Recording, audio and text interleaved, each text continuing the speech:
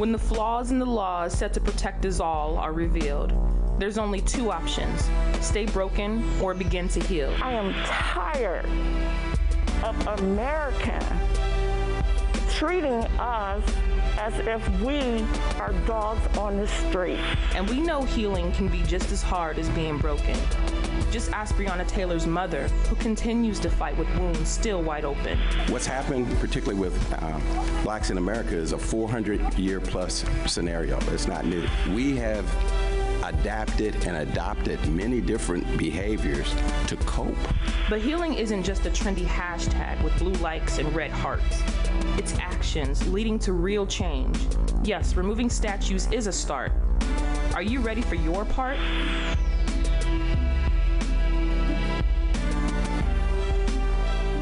Casey Goodson Jr. shot and killed on the front steps of his home carrying Subway sandwiches, returning home from a dentist appointment. The preliminary autopsy report shows Goodson Jr.'s cause of death is multiple gunshot wounds to the torso. The Franklin County coroner says his manner of death is homicide, meaning Goodson died at the hands of another. When the Franklin County Sheriff's Office was assisting the U.S. Marshals on an operation in the area. Police say the deputy told them that Goodson drove past them waving a gun. And after following him, both parties got out of their vehicles and the deputy shot Goodson when he refused to drop his weapon. However, Goodson's family says that is not what happened. His death is being investigated by the FBI, Department of Justice, and Columbus Police. And 3 days after the shooting, CPD referred the case to the BCI. It returned the case to the department. I spoke with Goodson's mother and family attorney about that and more. I want murder charges. I want his badge taken. I want him prosecuted to the fullest extent of the law. What's your prayer at night and through the day and to keep you going? I just ask God for strength. I just need strength. I gotta focus on the justice piece. And that's where my head is. I can't focus on the loss of my son. I refuse to focus on planning a funeral right now. I can't even wrap my head around it. I can't touch it. I can't. My only focus is justice. I eat, breathe, and sleep justice, and I won't stop. I won't. I can't. Casey was just a good kid. I mean, to know Casey is to love Casey.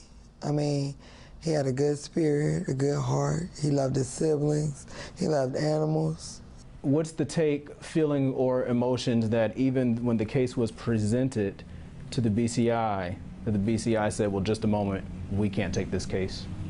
You know, the BCI should have been here from the beginning, and they made that clear in their statement. They can't take over an investigation once you've collected the scene.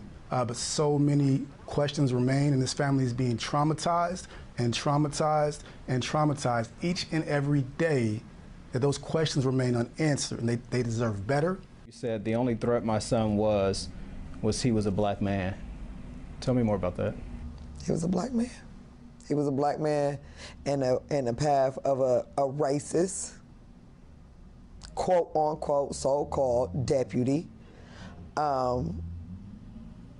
who became a target because the coward that took my son's life took his voice. And my son needs a voice. I have to be his voice. He has to be heard. He was murdered in cold blood.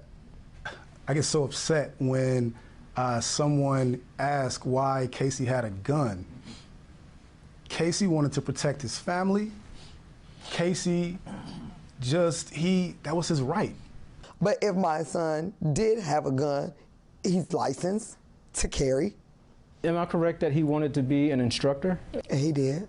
He did. He wanted to be a CCW instructor as well as own his own fleet of trucks. He had a CDL license. So the next step is to continue to push, for justice for Casey. We want people around the country to stand up and rally around this. My son was murdered. This is not. It wasn't by accident at all.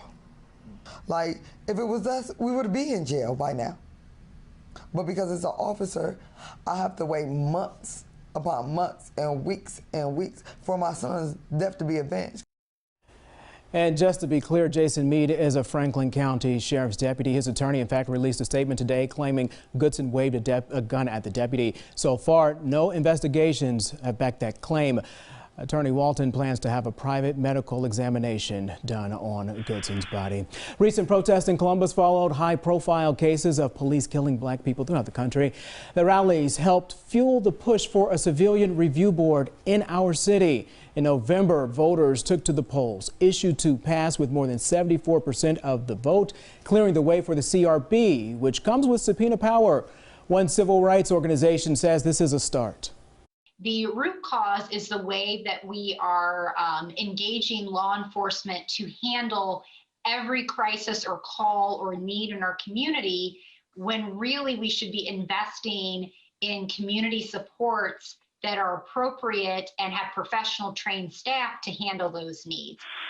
Disability Rights Ohio released a report calling for changes in policing. Read it and those recommendations right now on NBC4i.com/theconversation. So all of this is hard to sit with. It's heavy right now, so heavy that it's affecting our black communities in ways that are unimaginable.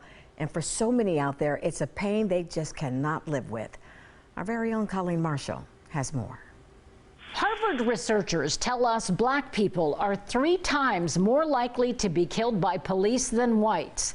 But there is alarming new research about young black people killing themselves. I talked to Reggie Robinson. He's with Health Recovery Services, providing counseling services in 6 southeastern Ohio counties. It's been absolutely traumatic for our clients. COVID-19 on top of substance abuse disorders, anxiety, depression. Each day, 5 Ohioans commit suicide. Even before the pandemic, suicides were trending up. From 2014 to 2018, suicides increased 24% generally among whites and 53.8% among African Americans. White Ohioans have just over 15 suicides per 100,000 people. Black Ohioans just over 7. But those numbers flip for black and white teenagers. 4 suicides compared to 15. Are there pressures on young black students that the rest of the student population might not be dealing with? Absolutely. There are a number of health disparities and risk disparities when you talk about African Americans in general compared to white Americans, and certainly that seems to be exacerbated among young people. And the new numbers are startling. June 2019, suicide deaths among black females aged 13 to 19 rose 182%. Wow.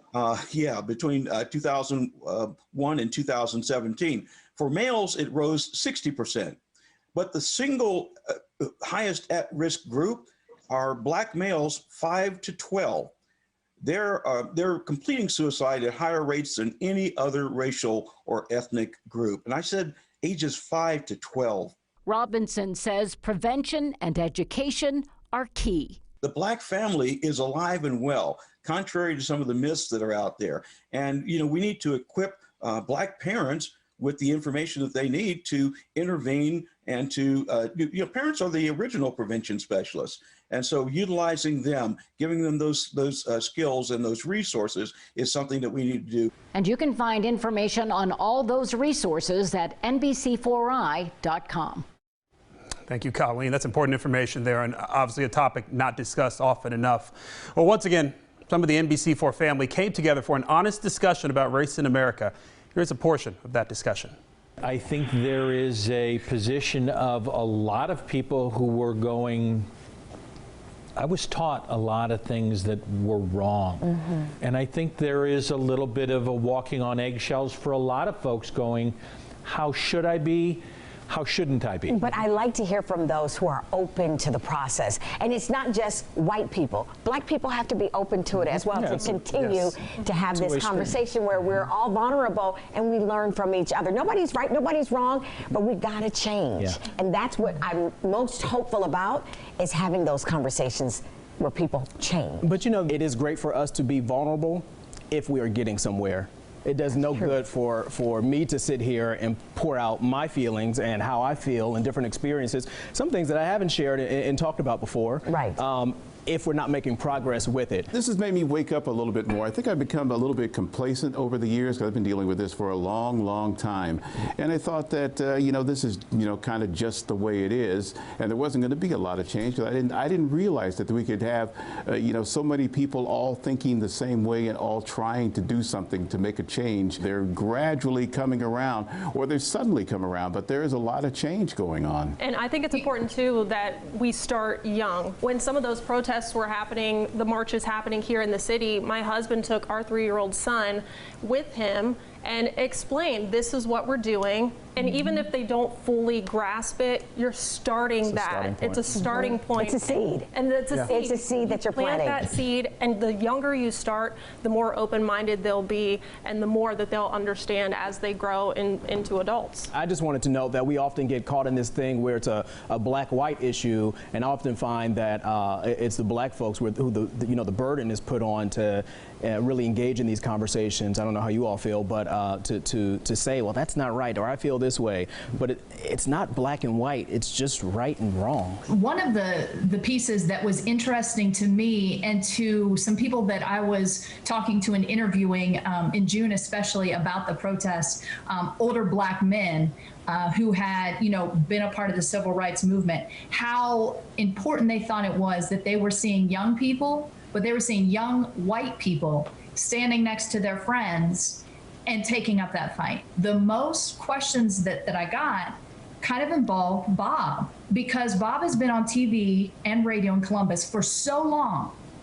And a lot of people were saying that they did not that long, but you know, they were saying that they didn't realize that Bob had ever experienced racism. What? Who said that? And I mean, people listen, people see Bob and they see Bob on TV and they see Bob as a successful man. They don't even think of him as a successful black man. He's just part of their family, part of their lives. They don't realize the struggle that Bob has gone through and that any person of color has gone through. And so I shared with them some stories that Bob has shared with me over the years, and not stories from just way back. Stories from recently where he was profiled. And you should see the look on people's faces when I tell them, you know, Bob Nunley has been profiled by police. You know, the thing about it is it was a number of times when I used to work at a radio station, and I'd have to drive through a neighborhood that was relatively affluent, relatively white, and I got stopped by the police a couple of different times just because I was driving a nice car in a neighborhood that they didn't think I belonged in. I don't mean to imply that I had a really, really rough way to go. Most people that I've dealt with over the years have been terrific, and I have to say that, and I appreciate that, and I don't want to exploit it or anything, but I think it's nice that people do, you know, appreciate what I do. Yeah, I think it's unfortunate, and I have to say, to hear you as the black male elder of this conversation to say that, and I know this, I'd imagine, I don't want to say I know this might not have been the intent, but you don't have to qualify, Bob, your experience. For me, that's how you felt, and I hate to have to hear, I don't know how you feel, to hear that it was nice to be treated fairly or nice to be. It should be a human right. It should be a human right. It's just basic. You know, I laugh at this, but Dave Chappelle said it best.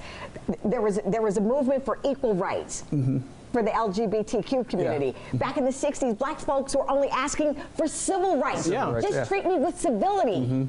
And we're still stumping for that. I don't know how you all have been feeling as far as like mental health. I'm not asking specifically about yours, but I'm finding a lot of people talking about mental health more. Yeah, I found that I made myself find reasons to enjoy little things, like my kids, even when they drive me so crazy, you know, they're happy and they're healthy.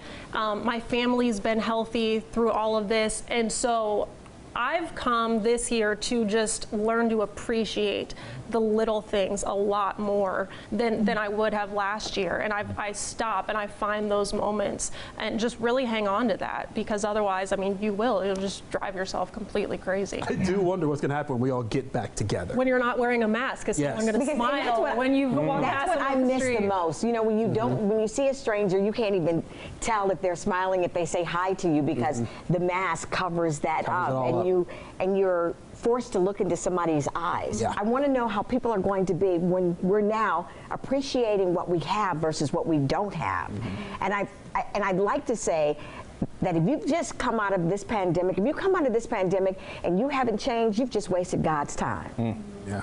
And I do hope that a lot of people just open up and change and listen and be, and just be human and treat everybody else as such. It's just been really interesting to see a lot of people find their voice during all this too. I really mean that. I mean, there have been people that have kind of sitting by the sidelines maybe, and then they just couldn't take it anymore. And they found their voice. And I'm talking from age 8 to 80, it didn't matter.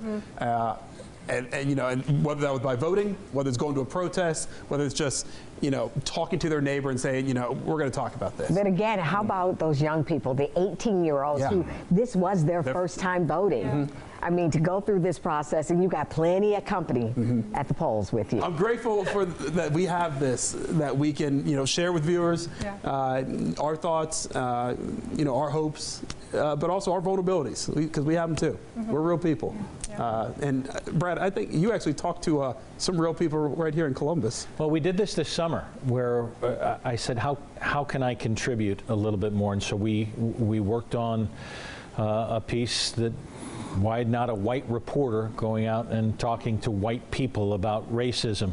We did it in the midst of the protest this summer, in the warmth of outside, and tried to get people's reaction to what they were now seeing, this awakening. So I went back out into the cold this time to see whether anything's changed. The summer of discontent. As the pandemic spread, so did the discord in race relations, and whites were confronted with that word. You can choose to be racist or not to be racist. And what do you choose? Not to be racist. I think to say, oh, I'm not racist is baloney, because I think it's impossible to not be racist.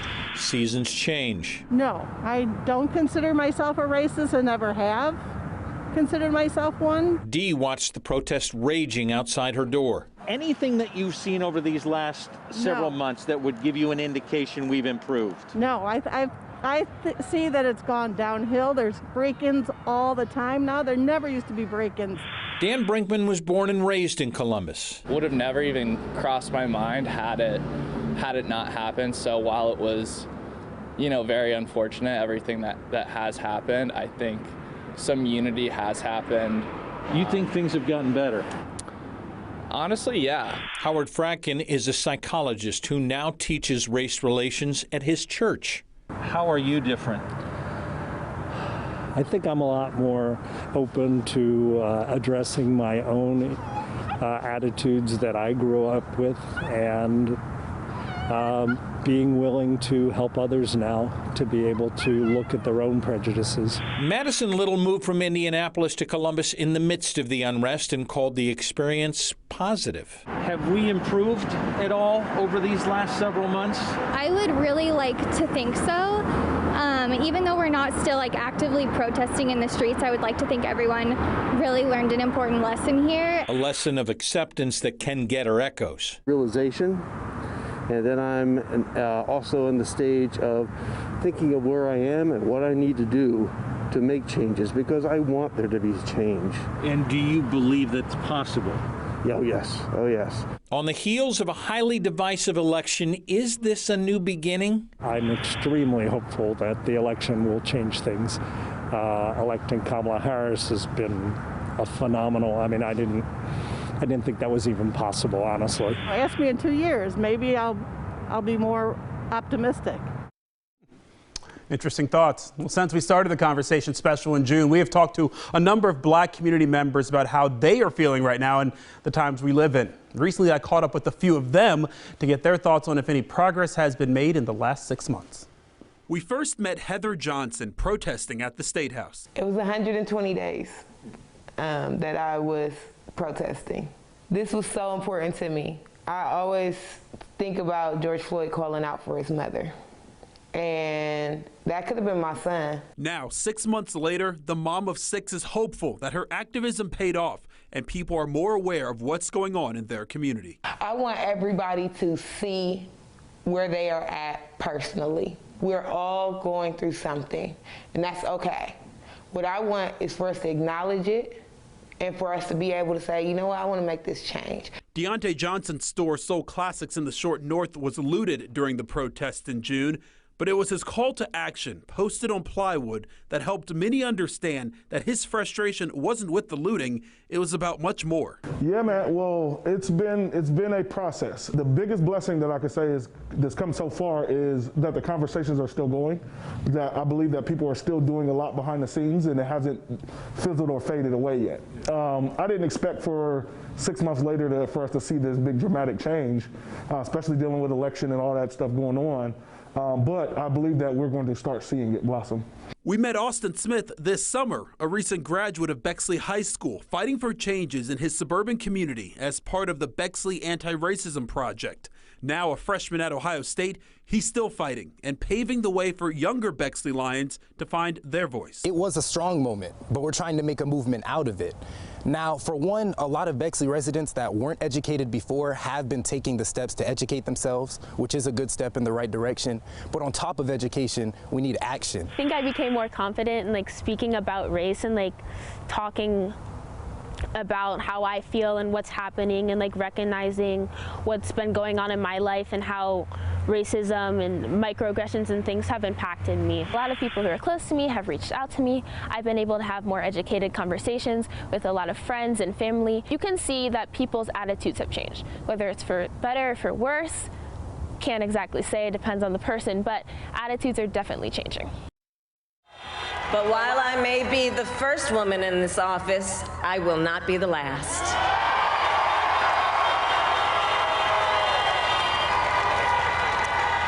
Because every little girl watching tonight sees that this is a country of possibilities. No matter what side of the aisle you're sitting on, this is history. The nation's first female VP. She's Asian, she's black, and will be sworn into office next month. This election changed the game for a lot of women and a whole lot of girls out there. They're excited from the classroom to corporate America. I exhaled. It was a moment where I could just, my shoulders came down and I exhaled. As a woman and as an African American, it was just a moment of finally to be seen, to be valued, and to be recognized was tremendous. It was a vitamin shot for my soul, honestly. So I was excited. I was really fortunate enough to meet Kamala Harris, Vice President-elect Kamala Harris, when she was running for Attorney General in the state of California. I was running for U.S. Senate here in Illinois, and she was running for AG. She came to Chicago for a fundraiser, and someone set up a breakfast for us to meet. And so I met with her, spent time with her in that breakfast, and I just remember being so struck. When you meet someone who's special, that's how I was struck. This person, this woman is some kind of special. And it felt like she was ready for the moment then, and she certainly is ready for this moment now. And that time will be historic because Vice President-elect Kamala Harris, her presence and power in the White House will continue to help change the look and makeup of corporate America. What I think that means is for people in the C-suite, CEOs, chairmen of boards, law firm managing partners, everybody's going to say, I need to have people at this table who represent all of America, because all of America needs to be included in our decision making. I think it's a powerful yet very subtle message. And believe me, it is not lost on corporate America. I hear those conversations every day. How do we diversify our C-suite? It's not just enough to have entry-level people, but how are we making a path for people of color to move up and move into the C-suite? Why don't we have more Black CEOs? Why don't we have more Black chairmen of companies? So I think it started this summer, and she is just going to carry it forward. So what do you think about all this attention now put on the sororities, the pink and green especially? Right. The pink and green, right. I am so proud she's my soror. I work with a lot of Delta, so I'm always teasing them about, they'll talk about a Delta here or there. I said, yes, but my soror is the vice president. And a lot of women and girls, like I said, are laughing. They're smiling about this moment. Yeah. Well, I was thinking, as a man of Phi Beta Sigma Fraternity Incorporated, any other presidents out there? Shout out Brother Bill Clinton. But it's interesting because people are also going, what are they talking about? All these organizations, it's part of the culture. Absolutely. We have a lot of fun, talk a lot of trash, but we can come together. The Divine Nine. Yes, yes. We mentioned this in our long discussion, didn't make the piece, but it's been a long year. 2020 has been tough in many ways. Obviously, with everything that's going on. I'm so glad we have this venue to be able to do this, and there are many more things we're going to have to be able to talk about. This has been a tough week in Central Ohio, as we all know. Absolutely. That is one of the things that, you get tired of hearing and seeing on Instagram, Twitter, and Facebook, another hashtag, another hashtag of yet hashtag another black man dead, another name, another, as I said yesterday, empty seat at the dinner table. Bed never, ever will be slept in again. And you just get tired of that. And this week has been heavy because we sit with this, not just as journalists where we have a story to tell, but we're still black. I said, we still feel for our black brothers and sisters. I sat with that mother yesterday, and when I tell you, because you all know how it goes, you do the interview, then you have to listen to the interview. And it replayed all night, 3 o'clock in this morning. It was a struggle. It's a tough one, but hit us up on our Facebook page as well as NBC4i.com, where you will be able to find this.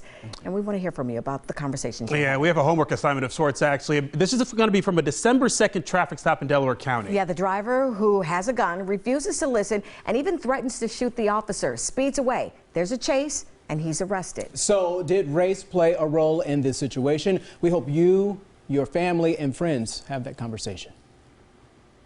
Hey, get out of the car, man. You got a gun right there. Whoa, Get out of the there's car. rights. There's rights to this. Get out. There are rights to this. Do you have a concealed There are carry? rights there. Whoa, Get out. Hold up right there. It's open. My hands are up. My hands are up. No. No, you got to. This is on body cam. You have a body cam, sir? Put Do you your Oh, have a body hands cam? over your eyes. Do you have a body cam? Put your hand over Do you your have eyes. a body cam, sir? Put your hands over your eyes. Body cam, sir. Yeah, you're gonna. I will send this dog on you. I will shoot you if you do. Don't fucking grab that gun. You have rights. Put your hand. You have rights too. You have rights too. Don't you dare. You have rights. You have rights. You can't Don't you shoot me dare. here. You This is need to be- unconstitutional. You know that. Please step out of the car. That's all we're asking you to do. Oh, you're asking me out. Yes. Yes. Conceal your weapons, please. No. This is how we Get out treat of each the other car. civilly. This is how we act civilly. You know Sir. this. Right eye. Right eye. You got cover? No. Yes, we do. Don't. Just please. Do you have body cam? Please. Do you have body cam? Do not forcibly remove Do not. me from Don't. the car. Do it. Don't. You know that. It's not. Please. I need you to get out of the car. Then house. Hey, SC double blue, sir. They're gonna shoot me on double blue? Just relax. No, just relax. Please get out of the car. There's rights to this. You know there are rights to this. Listen, we can figure this out. We can talk about this. Don't do it. Get out of the car. You're on double blue. You know what's gonna happen, right? Just stop. You need to get out of the car. That's a lawful order. You're going to go to What, jail. a gunpoint? Oh, take me to jail then. Go ahead. Just come on. You're obstructing. I can't. No, you're obstructing. You're pointing a gun at me, sir. Right now, my life's in threat. Okay. Well, we have. I don't see body cam on this, sir. I'm just gonna drive away. I'm not gonna bother anybody. No, you're Hands not. on the seat. Don't do this. Don't do it. Don't.